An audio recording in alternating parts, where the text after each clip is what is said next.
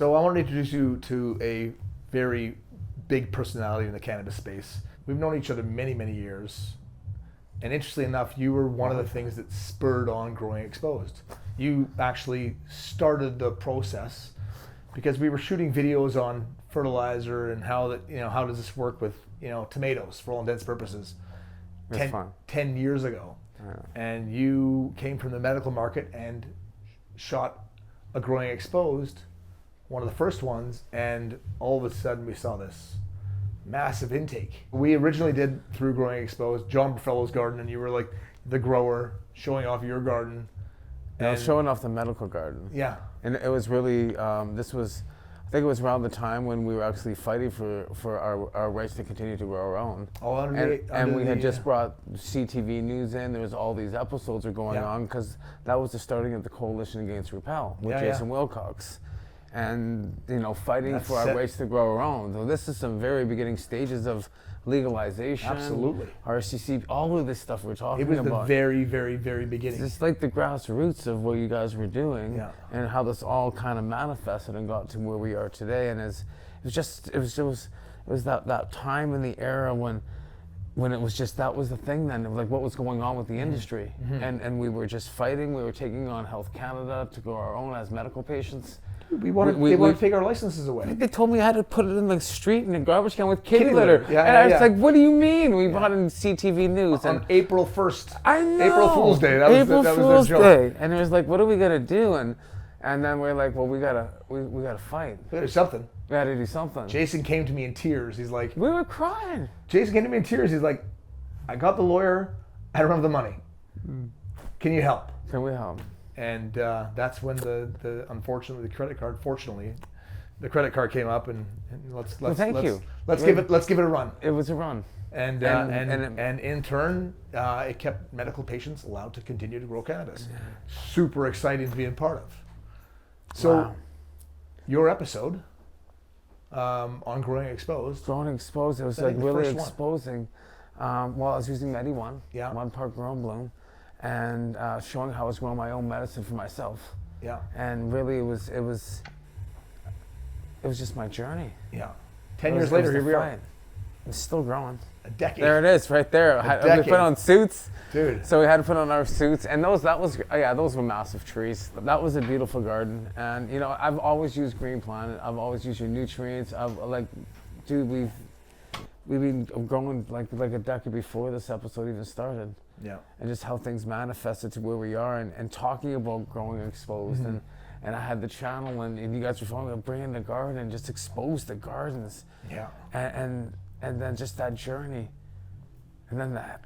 To be talking about this 10 years later is pretty. I know. Pretty. Look at how far strange. you've gone with it, and how far the industry with the channel, and how far, like the growing, you've taken it around the world. Yeah. And it's showing the world. You're seeing what's happening, not just here, but in different parts of the world, and exposing the true growth of what's happening in the industry around the world the green way. And really just seeing what is going with the industry and being able to be a part of that and watch it manifest, and through the channels and through what you're doing is showing. Fun, eh? Wow. One of the funniest things I thought of when, at the very beginning of legalization, you would take your moisture meter, you'd put it under a microscope, and it would just turn into dust, and you're like, and you didn't want to rip on the growers, or you didn't want to rip on the LPs, but you did. I did. You did, because you know what good cannabis is. It was, and it would look you be on camera. I thought it was hilarious, by the way, just watching you like, this is shit. You couldn't say it any other way. This tastes like shit, looks like shit.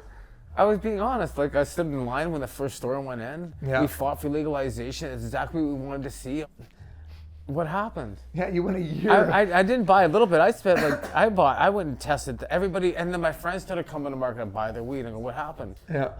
And it was just like, the first year you'd be like, I got another one, and it was always the same prognosis. It's like, this was horrible.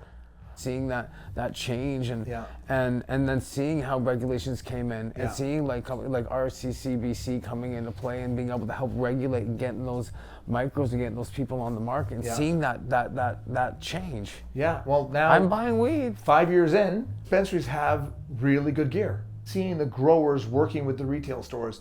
They're starting to see a lot more synergies, and the pride of the grower is being recognized, and the consumer's getting absolutely better gear at a better price. The consumer's winning. The consumers are definitely winning because they're getting the quality that they're looking for now. Yeah. And they're getting the product that is getting accessed safely. Yeah. And they can get it consistently. Yeah. And they can have it delivered to home. Yeah. Like they can get it delivered to their house because they can't get out of bed or something's wrong with them. So there's so much access with this, and with all the stores, and like I said, it's different personas, different people going to different industries, and they all have to like be their own little selves. Mm-hmm. And it's just going to flourish. To look back to when you did that first episode on Growing Exposed to where we are today, you've got Remo, you've got your channel, you've got Bubble Man, you've got a whole bunch of people, funnily enough, within a 45-minute drive of each other. Like British Columbia has the passion, created so many brands within a global cannabis space.